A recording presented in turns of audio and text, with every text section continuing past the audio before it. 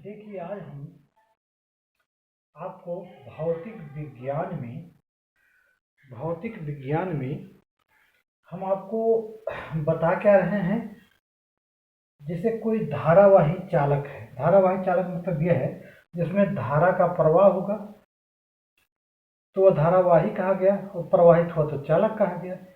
तो धारावाही चालक के कारण उत्पन्न चुंबकीय क्षेत्र, जैसा आप जानते हैं कि जब तारों पर चिड़िया बैठती है तो तब तक वह यथास्थित बैठी रहेगी जब तक उसमें धारा प्रवाहित नहीं होगा।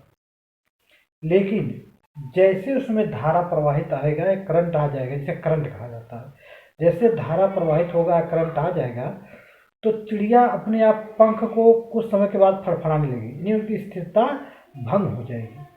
कारण क्या है? जैसे धारा प्रवाहित हुआ तो इलेक्ट्रॉनों का प्रवाह हो रहा है, तो इलेक्ट्रॉनों के प्रवाह के द्वारा उन पर एक क्या लगेगा, पंखों पर प्रतिकर्षण बल लगता है। तो प्रतिकर्षण बल लगने के कारण उनका संतुलन बिगड़ जाता है, पंख को फड़फड़ाते हैं। तो वह तार जो है जिसे धारा प्रवाहित हो रहा है उसे धारावाही चालक कहा जाएगा। जब उसमें धारा प्रवाहित हुआ तो जब जो बल लग रहा है वो चुंबक के द्वारा बल लगता है तो वह अपना पंख फड़फड़ाता है। तो इसे धारावाही चालक के द्वारा अगर किसी चालक तार में धारा प्रवाहित होती है तो उसमें चुंबकीय क्षेत्र उत्पन्न होता है। क्या उत्पन्न होता है? चुंबकीय क्षेत्र उत्पन्न होता है। तो वही जो चुंबकीय क्षेत्र उत्पन्न होता है उसी के हम बल का या चुंबकीय क्षेत्र का मान की हम क्या करेंगे, गणना करेंगे। किसके नियम के द्वारा? बायो-सेवर्ट नियम के द्वारा। बायो-सेवर्ट नियम के द्वारा। अब देखिए हम बना रहे हैं, माना हमारा यह धारावाही चालक था। धारावाही चालक क्या है? तार है। अब धारावाही चालक यह तार है और इसमें प्रवाहित धारा क्या है आपका? आई है। प्रवाहित धारा क्या है? आई है। अब यह आई धारा जब इस धारावाही चालक तार में प्रवाहित किया जाएगा, देखिए इसे में क्या कहा, धारावाही चालक तार। धारावाही क्या हो गया? चालक हो गया, धारावाही चालक हो गया। अब धारावाही चालक में आई धारा हम प्रवाहित कर रहे हैं। अब इसके चारों ओर क्या उत्पन्न हो जाएगा? चुंबकीय क्षेत्र। माना यह बिंदु क्या है? पी है। इसी पी बिंदु पर हमको क्या ज्ञात करना है? चुंबकीय क्षेत्र ज्ञात करना है। क्या ज्ञात करना है? चुंबकीय क्षेत्र ज्ञात करना है। अब यहाँ से यह जो कोण बनाता है इसे क्या कहा गया? थीटा कहा गया। और इसकी दूरी क्या ली जा रही है? समान आर हो जाएगा। अब इसी तरह इधर भी आपको उत्पन्न होगा एक चुंबकीय क्षेत्र, चारों तरफ उत्पन्न होता है। तो इसे हम क्या दर्शाते हैं? डेल्टा बी हो जाएगा। पी डैश से इसे दर्शा दीजिए। और अब चालक तार की लंबाई हम क्या ले रहे हैं? डेल्टा एल हो जाएगा। ये चालक तार की लंबाई क्या होगी? डेल्टा एल हो गया। अब देखिए चालक तार में धारा हमने प्रवाहित किया आई, और कुछ दूरी पी बिंदु पर चुंबकीय क्षेत्र की गणना करना है, इधर भी आपका उधर भी। और धारावाही चालक तार की लंबाई क्या है? एल है। और जहां से गणना करना उसका कोण क्या माना गया? थीटा माना गया।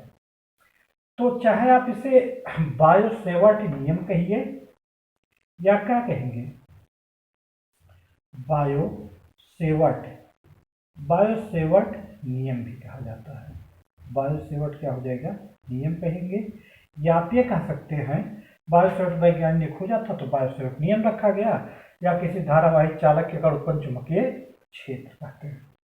अब आप समझिए इसके बारे में। देखिए हम आपको पहले बताए जब किसी चालक तार में धारा प्रवाहित की जाती है तो उसके चारों ओर चुंबकीय क्षेत्र उत्पन्न हो जाता है। ये किस वैज्ञानिक ने ज्ञात किया था? ये वैज्ञानिक ओरस्टेड का यह प्रयोग है। ओरस्टेड वैज्ञानिक का क्या है? यह प्रयोग है। अब देखिए इसका खोज कौन किए थे? धारावाही चालक का उत्पन्न चुंबकीय क्षेत्र का ये हमको पहले बार बताया आपका बायो-सेवर्ट नियम के। बायो-सेवर्ट वैज्ञानिक ने खोज किया था। किस सन में किए थे? 1820 में किए थे। अब देखिए उन्होंने क्या किया, ये फ्रांस के वैज्ञानिक थे। कहाँ के वैज्ञानिक थे? फ्रांस के वैज्ञानिक थे। तो फ्रांस के ये वैज्ञानिक थे बायो-सेवर्ट। तो फ्रांस के वैज्ञानिक बायो-सेवर्ट ने 1820 ईस्वी में विभिन्न धारावाही चालकों के द्वारा चुंबकीय क्षेत्र का क्या किया? अध्ययन किया। उस पर क्या किया? उन्होंने प्रयोग किया। किस सन में? 1920 में।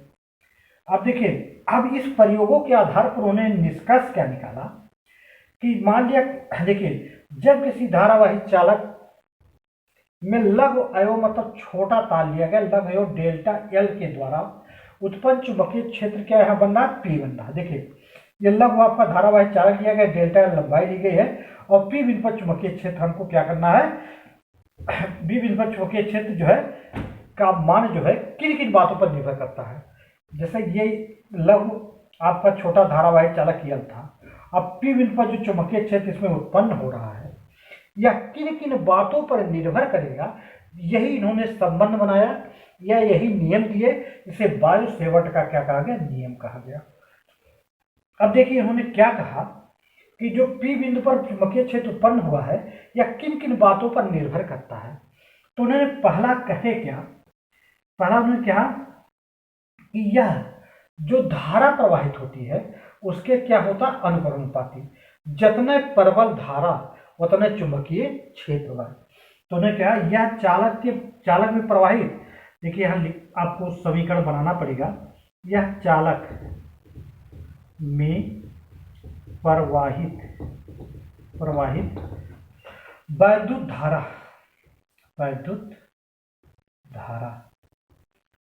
धारा आई के क्या होता है, अनुक्रमानुपाती। यानी हमने पहले बताया कि जितने प्रबल धारा होगी उतने प्रबल क्या हो जाएगा, चुंबकीय क्षेत्र उत्पन्न होगा, अनुक्रमानुपाती होता है। तो ये जो धारा प्रवाहित उसके क्या हो जाता है, अनुक्रमानुपाती होता है। तो अर्थात हम चुंबकीय क्षेत्र क्या है, बी है, डेल्टा बी लिया गया, प्रोपोर्शनल क्या हो जाएगा, आई के।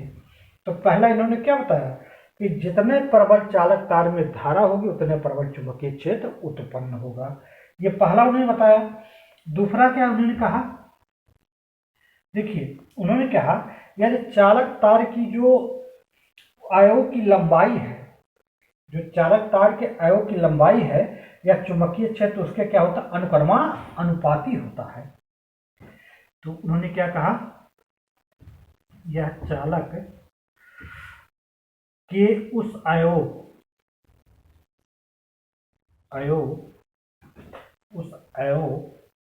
की लंबाई डेल्टा एल के क्या होता है, अनुक्रमानुपाती होता है। अर्थात डेल्टा बी प्रोपोर्शनल क्या हो जाएगा, डेल्टा एल हो जाएगा। ये दूसरा उन्होंने कहा। तीसरा क्या कहे, देखिए यह कोण हमने क्या बनाया, थीटा बनाए हैं। तो तीसरा उन्होंने कहा यह अयव की लंबाई जो है, जो अयव की आपकी लंबाई है, अयव की लंबाई तथा अयव के बिंदु पी पर, अयव के बिंदु क्या हो जाएगा, पी पर। तो पी बिंदु आपका यह है कि मिलाने वाली जो रेखा है अयव की लंबाई हो जाएगी, और बिंदु पी पर ये मिलाने वाली रेखा की त्रिज्या क्या है, स्मॉल आर है। त्रिज्या क्या लीजिए, या बीच की दूरी क्या लीजिए, स्मॉल आर। तो मिलाने वाली रेखा के बीच बने कोण और जो साइन थीटा के क्या हो जाता है, अनुक्रमानुपाती होता है। ये उन्होंने थर्ड कहा, डेल्टा बी प्रोपोर्शनल क्या हो जाता है, साइन थीटा के क्या होता है, अनुक्रमानुपाती होता है। और चौथा उन्होंने क्या कहा कि यह बिंदु पी यह है कि दूरी के वर्ग के व्युत्क्रमानुपाती होता है। दूरी के वर्ग के व्युत्क्रम क्या हो जाता है, अनुपाती हो जाता है। डेल्टा बी प्रोपोर्शनल 1 बाई क्या होता है, आर का स्क्वायर हो जाता है। एक बार दोबारा समझेंगे आप इसको। देखिए उन्होंने क्या कहा, बायो सेवर्ट ने जो विभिन्न वैद्युत चालक में धारा प्रवाहित करके उन्होंने चुंबकीय क्षेत्र की जब गणना किए तो उस पर एक नियम दिया। वह नियम क्या दिए कि माना, देखिए उन्होंने क्या कहा, एक सूक्ष्म अयव जिसकी लंबाई क्या है, डेल्टा एल है, उसमें प्रवाहित जो धारा होती है, तो जो धारा है चुंबकीय क्षेत्र के क्या होती है, अनुक्रमानुपाती। तो बी प्रोपोर्शनल क्या हो गया, आई। दूसरा उन्होंने क्या कहा कि वह चालक के अयव के लंबाई के अनुक्रमानुपाती, यानी बी प्रोपोर्शनल क्या हो गया, डेल्टा एल हो गया। तीसरा उन्होंने क्या कहा, वह अयव की लंबाई के अयव के बिंदु जो है पी है, तो पी को मिलाने वाली जो रेखा, के बीच जो कोण थीटा या जा बनता है या साइन बनता है उसके क्या होता है, अनुक्रमानुपाती। डेल्टा बी प्रोपोर्शनल क्या हो गया, साइन थीटा। तीसरा उन्होंने चौथा क्या कहा, बिंदु पी के अयव की दूरी जो आर है उसके क्या होता है, व्युत्क्रमानुपाती होता। तो इन्होंने 4 नियम दिए। अगर हम चारों को मिलाते हैं तो यह आपका क्या बन जाएगा, बायोसेवर्ट का नियम बन जाएगा। तो देखिए पहला, दूसरा, तीसरा, चौथा को मिलाते हैं तो डेल्टा बी प्रोपोर्शनल क्या हो जाएगा, आई हो जाएगा, डेल्टा यल हो जाएगा, और क्या हो जाएगा, साइन थीटा। अब ये बीच का समानुपाती अर्थात आर का स्क्वायर हो जाएगा। क्या हो जाएगा, आर का स्क्वायर हो जाएगा। अब ये समानुपाती चिन्ह है, लेकिन जब समानुपाती चिन्ह कहीं भी हटता है तो एक नियतांक आता है, डेल्टा बी प्रोपोर्शनल बराबर क्या हो जाएगा, mu zero by 4 pi I delta L और साइन थीटा बटे आर का स्क्वायर हो जाएगा। अब यहाँ म्यू जीरो क्या है, निर्वात की वैद्युत, निर्वात की चुंबकीयशीलता है, निर्वात की क्या है, चुंबकीयशीलता। अब इसका मान देखिए, अगर गणना किया जाए तो क्या हमारा आता है, आ जाएगा 9 × 10⁹, ये हमारा इसका मान आ जाएगा। ये तो हमारा बायोसेवर्ट का क्या था, नियम था, ये बायोसेवर्ट का नियम।